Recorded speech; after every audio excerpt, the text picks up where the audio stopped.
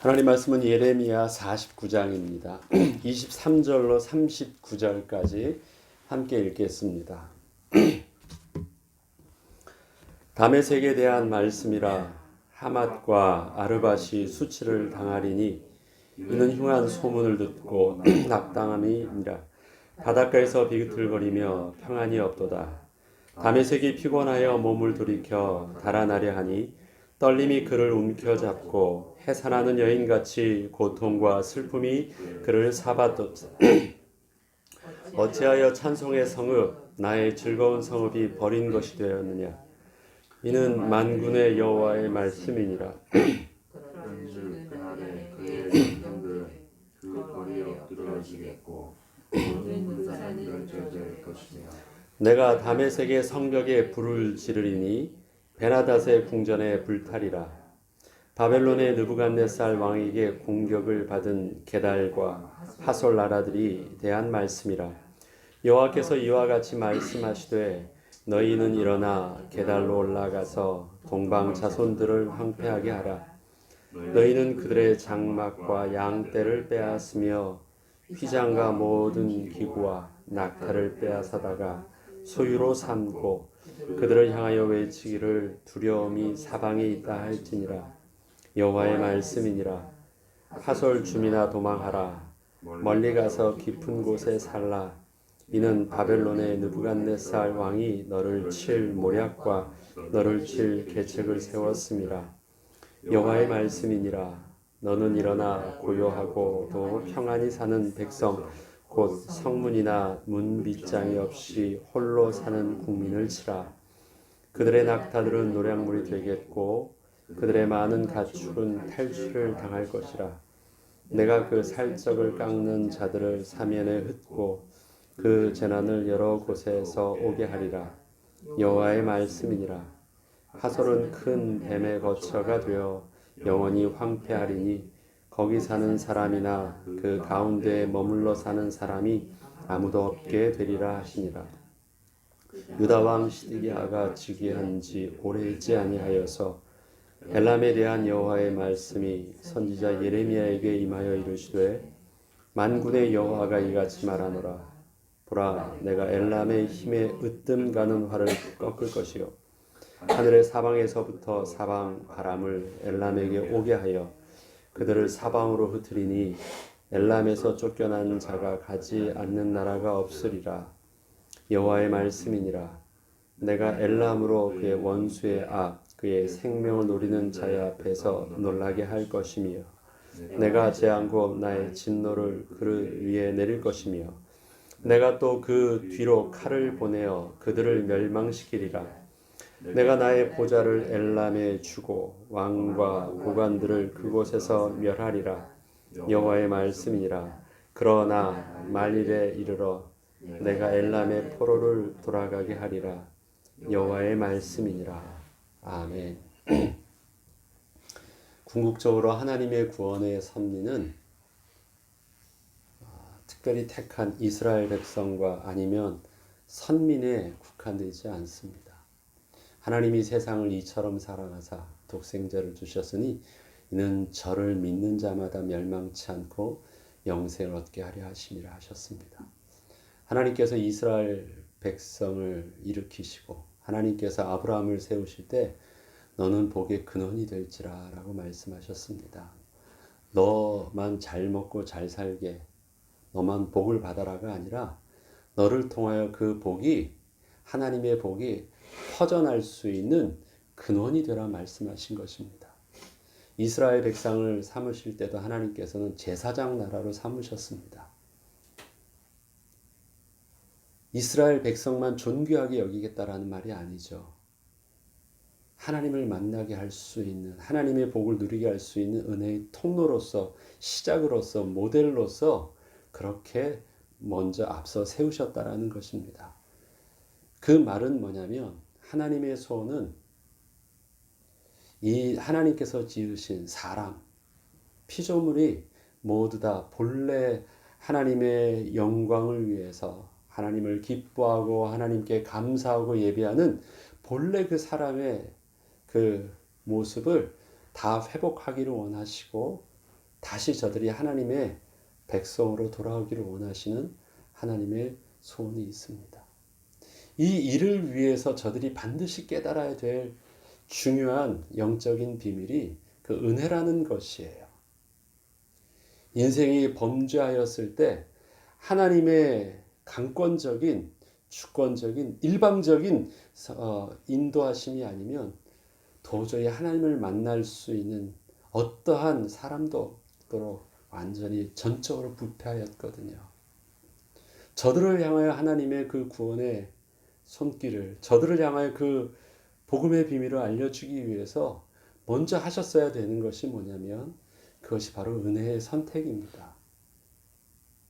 그렇게 이스라엘은 택함을 받은 것이고 그렇게 이스라엘을 통해서 시작했던 그 하나님의 복음은 이방인을 택하심으로 그 은혜를 완성시켜 주셨습니다. 아브라함도 아니요, 이방인도 아니요. 그 둘 속에 하나님께서 은혜로 말미암은 택함들을 양쪽을 비교하게 하셔서 우리에게 구체적으로 하나님의 의와 은혜의 비밀들을 가르쳐 주셨습니다. 오늘 예레미야를 통해서 하나님께서 말씀해 주시는 계속해서 이제 멸망의 얘기잖아요. 이스라엘 백성이 하나님의 백성이 하나님을 반역해서 멸망한다. 그 멸망에 했던 아수르와 애굽과 바벨론과 모압과 암몬과 에돔과 오늘 계속되어지는 다메섹과 게달과 엘람과 이런 모든 부분들이 망한대요. 그들이 믿었던 활도 그들이 문빗장도 걸지 않아도 살 수 있을 만큼의 주위에 자기를 괴롭힐 만한 대적도 없고 감히 덤빌 만한 그렇게 용기 있는 자도 없을 만큼의 나름대로 자신감이 있었던 그들도 결국은 하나님의 시간표 속에서 하나님께서 망하게 하고자 하시면 그들의 믿는 구석이라 생각했던 것들도 다 망한대요. 그런데 이 내용들을 하나님께서는 예레미야를 통해서 이스라엘 백성에게만 그 경고의 말씀을 주신 것이 아니라 너는 모압에 가서 너는 애굽에게 너는 또 에돔에게 너는 오늘 보니까 다메섹에게 게달에게 엘람에게 가서 그 받을 심판을 외치래요. 왜 외치라고 하셨을까요? 가서 저주를 퍼붓고 오라는 말씀은 아니죠. 그 외침 속에서 저들이 그것이 들려지면 어떻게 할 기회가 있는 거예요? 다시 회복할 수 있는 기회가 있는 거예요. 그런데 그 외침을 하나님은 이스라엘 백성에게만 선지자를 통해서 하신 것이 아니라요. 하나님께서는 그 주위에 있는 백성들을 향하여서도 하였습니다. 48장, 49장의 저들의 이방 나라의 멸망을 또 반드시 망할 것을 말씀하시면서 그 마지막 그 나라에 대한 메시지 속에서 마지막 구절에 동일하게 반복적으로 하시는 말씀이 있습니다. 48장 47절에 보면 이제 모압에 대한 멸망을 말씀하시면서 47절에는 그러나 내가 마지막 날에 모압의 포로를 돌려보내리라 여호와의 말씀이니라 모압의 심판이 여기까지니라. 이 말은 누구에게도 한 것이냐면 그 이스라엘 백성들에게도 했잖아요. 그러나 내가 너희들의 약속한 기한 70년 후에 다시 포로에서 돌아오겠다. 근데 똑같은 말씀을 모압에게도 하시네요. 또 49장 6절에 보면 암몬에게도 그 말씀을 하세요. 그러나 그 후에 내가 암몬 자손의 포로를 돌아오게 하리라. 여호와의 말씀이라. 그들도 다시 돌아오게 하시겠다고 하시네요. 근데 오늘 읽었던 또 49장 39절에 보면 엘람에게도 동일한 말씀을 하십니다. 그러나 말일에 이르러 내가 엘람의 포로를 돌아가게 하리라. 여호와의 말씀이니라 라고 말씀하십니다. 그 말은 뭐냐면 하나님께서 궁극적으로 하나님의 심판과 적의 진노를 일으키는 이유는 뭐냐면 완전히 멸망시키시겠다라는 그것보다는 하나님께서 다시 저들을 통해서 그들의 교만을 꺾고 지금 하나님께서 저들을 멸망할 때요. 저들은 자신들이 멸망할 것을 꿈에도 생각지 못하는 나름대로 자신들의 믿는 구석들이 있었거든요. 천의 환경이 아니면 그들의 지혜와 책략과 아니면 그들의 힘과 그들의 경제와 뭐 어쨌든 간에 그들이 자기의 나라들이 그렇게 설 수 있을 만한 나름대로 믿는 구석들이 있었는데 하나님께서 저들의 교만을 꺾으실 때 그들이 믿는 구석들을 다 무너뜨리고 나니까 자신들이 아무것도 아닌 것들을 알게 돼요. 왜 꺾으실까요? 우리 인생에 있어서 정말 의지할 분이 하나님이시구나. 하나님이 구원해 주지 아니하시면 안 된다는 것을 저들에게 하나님의 주권을 보여주시는 것이고 알려주시는 것입니다. 결국은 뭐냐? 하나님의 궁극적인 구원의 마음은 말세 하나님의 백성들을 일으키시겠다라는 것입니다. 예비된 주의 백성들을 돌아오게 하시겠다라는 것입니다. 그런데 그 예비된 주의 백성들, 하나님의 남겨진 자들은 이스라엘 백성들의 포로로 남은 그 남겨진 자뿐만 아니라 하나님은 구약의 시작부터 이방인의 구원들을 계속해서 말씀하셨고 신약의 완성을 통해서도 하나님은 바울을 통하여 이 복음의 완성을 일으키실 때 그 이방인의 구원을 통해서 이방인의 남은 수가 차기까지 하나님의 구원의 완성들을 어떠한 특정된 선민에 두지 아니하시고 하나님의 택하신 은혜의 백성들로 모든 만민을 향한 하나님의 구원의 계획을 말씀하고 계시다라는 것입니다. 오늘 우리에게 이방인들이 망하는 것들을 통해서 우리에게 들려주신 하나님의 음성은 무엇이겠습니까? 일단 들을 때 지금 내가 하나님의 그 원인 경고의 말씀을 듣고 있다면 그 듣는 때는 지금 무슨 시기입니까? 보라 지금이 구원을 받을 만한 때고 은혜 받을 때라는 것입니다. 아직 안 늦었다라는 것입니다.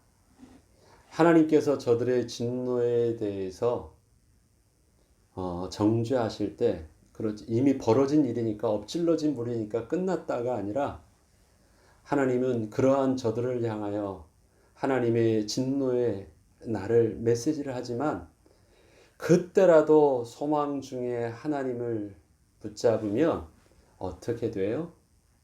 결국은 다시 말일에는 돌아오게 되리라는 하나님의 약속의 말씀을 민족과 나라들은 붙잡아야 되는 것입니다. 어저께 저희는 그 주일 메시지를 통해서 스룹바벨 성전을 통해서 스룹바벨 같은 우리의 연약한 모습을 통하여 소망 가운데 성전의 이전 영광이 나중 영광이 이전 영광보다 크리라는 하나님의 약속의 말씀을 붙잡게 되었습니다. 여러분 이 말씀 아시죠?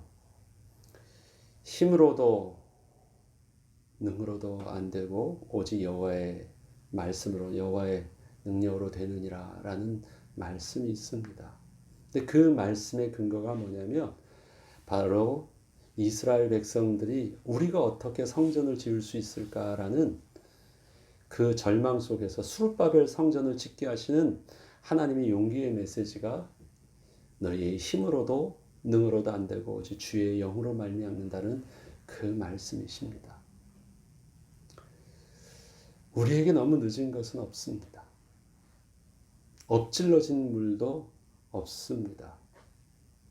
그건 이제 우리의 수준으로 봤을 때는 너무 늦은 것이고 이미 깨어진 것이고 우리는 그것을 다시 회복할 수 있는 모든 것들이 다 지나간 것이지만 창조주 하나님의 능력은 마른 땅에서 또 마른 뼈에서 하나님의 새 생명을 일으키시는 전능하신 분이십니다. 그 하나님께서 우리에게 말씀하여 주시는 것입니다. 이방인과 같은 우리에게 다 늦은 것 같은 이에게 이 음성이 우리에게 들려지고 있다라는 것은요, 아직도 안 늦었다라는 말씀을 하시는 것이고, 지금도 나를 향하여, 우리를 향하여 하나님이 하실 계획이 있으시다라는 것을 말씀하시는 것입니다. 인생의 시간표 속에서는 늦은 것처럼 보이지만, 이젠 기회가 다 지나간 것처럼 보이지만, 하나님의 시간표는 아직 남아 있습니다. 그러하기에 지금의 우리의 이 모습을 통해서라도 다시금 하나님의 은혜의 말씀을 붙잡고 나중 영광이 더 크게 크리라 하신 하나님의 약속의 말씀을 붙잡고 우리는 하나님이 멈추게 하실 때까지, 하나님께서 말세에 우리를 다시 부르실 때까지, 부르시기 전까지 우리는 근신하고 깨어서 부지런히 지금 우리에게 주는 사명을 감당하기를 멈춰서는 안 되는 것입니다. 우리의 사명이라는 것이 무엇일까요? 우리의 삶에 정말 가장 큰 힘은 다른 것이 아니라 영적인 가장 큰 힘은 영적인 안정감입니다. 평안하다라는 것. 나의 삶에 풍랑이 일고 계속 이 세상이 이방이 떠들고 날아서 모여서 진동하고 있는 이 세상에 살고 있는 저와 여러분이 그 삶을 대하는 우리의 자세에 하나님이 주시는 평안함입니다.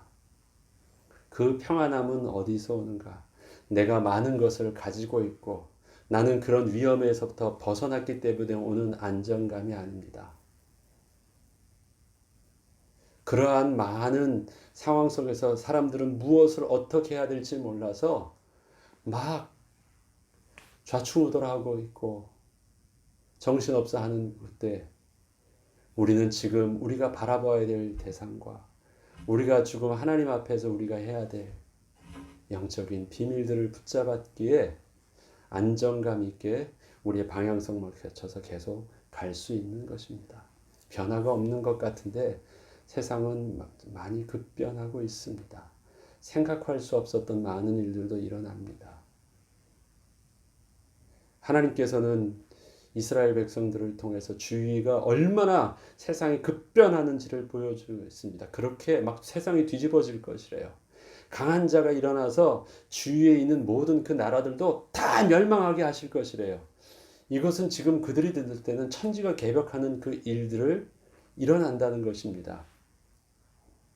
그런데 그러한 중에 너희는 어떻게 하라고 하십니까?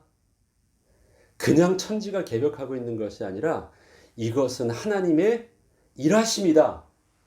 하나님의 주권적 섭리할 속에서 일어난 하나님의 시간표라는 것을 너는 알고 너는 그것을 말해주고 너는 그렇게 일어날 시간표 속에서 너는 하나님 앞에서 회개할 것 회개하고 하나님께서 진노하시는 그 징계에 대해서 받을 것 받고 인내할 것 인내하면서 준비하고 다시금 하나님의 구원을 기다리라고 말씀하시는 것입니다. 천지가 개벽한다면 그러면 이 하나님의 말씀을 듣는 이들은 어떤 모습일까요? 예레미야의 모습은 어떨까요? 막 겁이 나니까 이젠 된다고 불안하니까 전쟁 난다고 하니까 막 두려워하면서 안절부절하고 있는 것입니까? 알았으니까 이제 그거 안 한 것으로 도망가야 되는 것입니까? 아니에요. 그 풍랑의 그 역사 속에 그냥 들어가 있어요. 같이 그 풍랑 속에서 그것을 다 당할 거예요. 전쟁도 당할 거고 포로도 당할 거고 다 당할 거예요. 그러나 영적으로 안정감이 있어요. 왜? 이거는 하나님께서 우리를 구원케 하시고 우리를 사랑하시는 우리가 궁극적으로 회복하시기를 원하시는 하나님의 소원 속에서 일으키시는 하나님의 주권이란 걸 아니까 나는 어떻게 할 줄 알아요?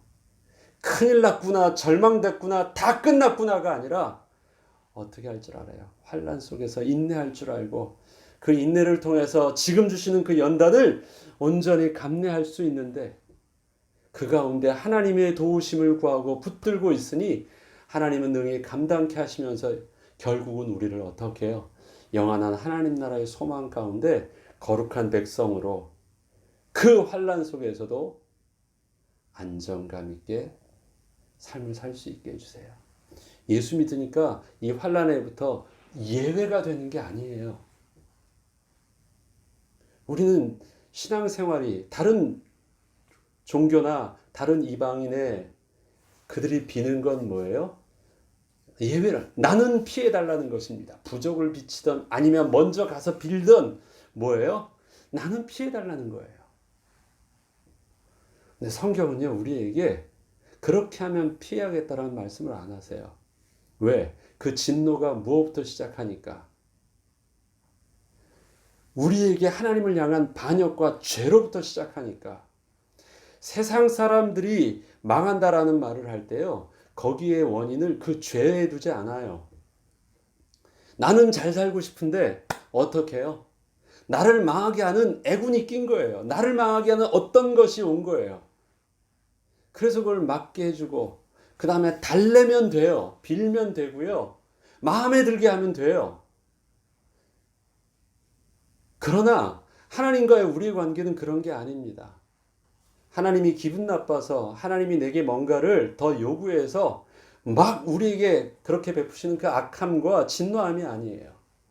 궁극적으로 하나님이 우리를 향한 사랑하심 가운데 우리를 다시 만나기를 원하시고 교제하기를 원하시고 우리와 함께 기뻐하기를 원하시는 우리를 그렇게 창조하신 하나님께서 다시 회복하시기를 위한 하나님의 열심이 바로 성경에서 일어나는 그러한 사건이고 그러한 하나님의 진노하심이고 또 그러한 하나님의 구원의 언약이시고 율법의 말씀이신 것입니다.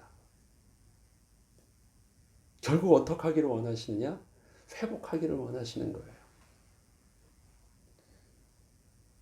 회복하는데 이게 그냥 잘못했어요 하고 끝날 일이 아니잖아요. 회복하는 것은 매맞을 일을 안 맞는다고 피하면 되어질 일들이 아니에요. 빨리 죄는 도말해야 되고 태워야 되고 없애야 되고 그것에 대한 공의의 대가는 치르면 없어지는 거예요.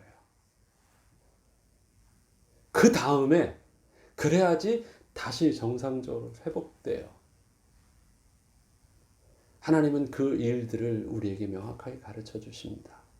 공의의 하나님, 거룩하신 하나님, 우리를 사랑하시는 그 은혜의 하나님께서